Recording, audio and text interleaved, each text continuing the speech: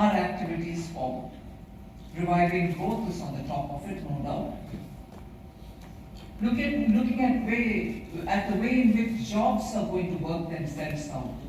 And here is something where I would definitely chip in some of the anecdotal details which we were able to gather. So future of jobs, definitely today is a matter of discussion. World is not the same again is very clear. And that is understood by industry, that is understood not just by industry in India, but industry who I meet anywhere else or speak to anywhere else as well. And what shall be the road ahead then? For fiscal and monetary policies is the theme that you've given yourself, the third theme.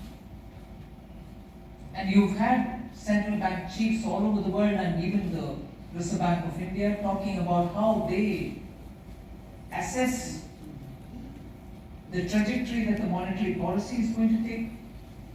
And on occasions, the Prime Minister himself has clearly spoken about how he looks at our fiscal policy.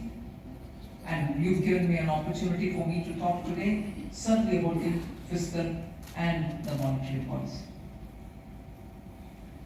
Changing the geoeconomics, which is changing continuously and particularly rapidly now, and also the geopolitics. Geopolitics has always had an influence on economic development, on the way in which countries plan their growth and so on, but now all the more.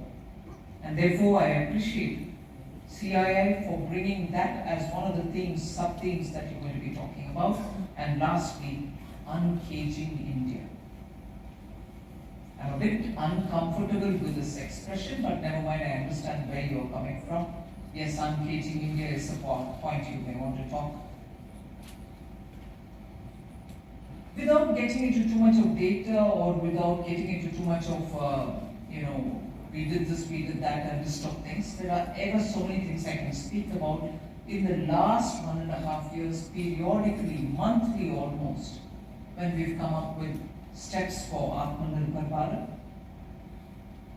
and also trying to come up with a budget which was initially called as a pandemic budget, but it was actually a budget which aimed at getting people out of the pandemic rather than a pandemic budget.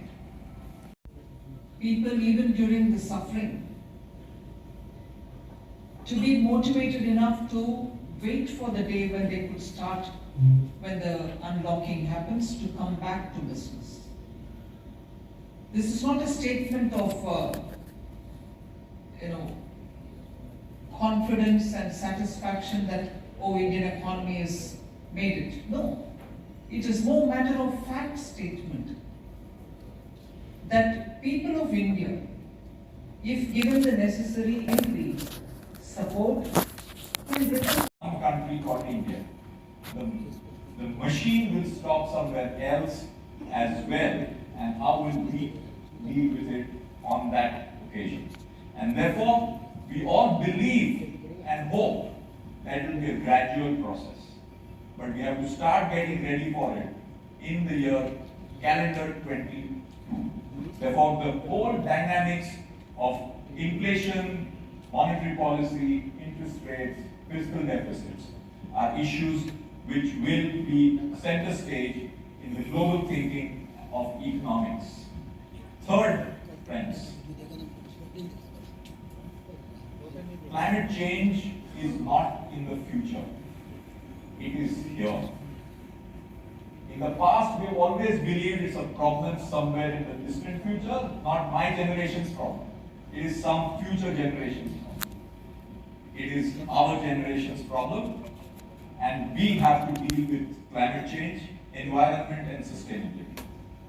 And this has to translate into significant policy and execution initiatives with economic outcomes, both positive and negative.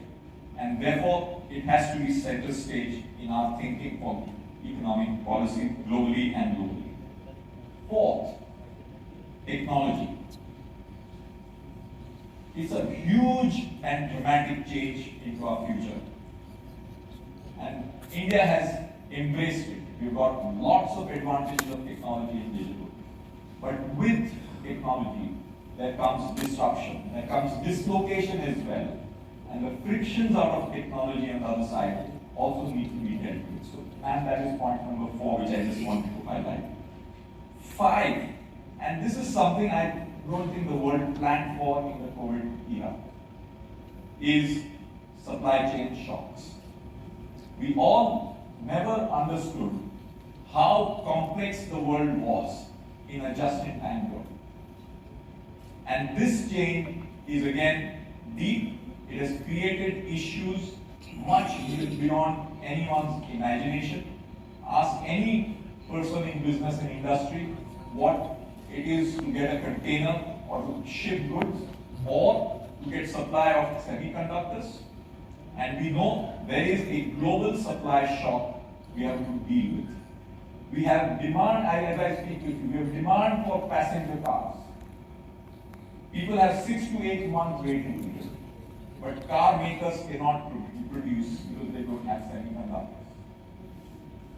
And as I mentioned earlier, semiconductors, the manufacturers of semiconductors consider automakers as low value add semiconductors and not on top of priority.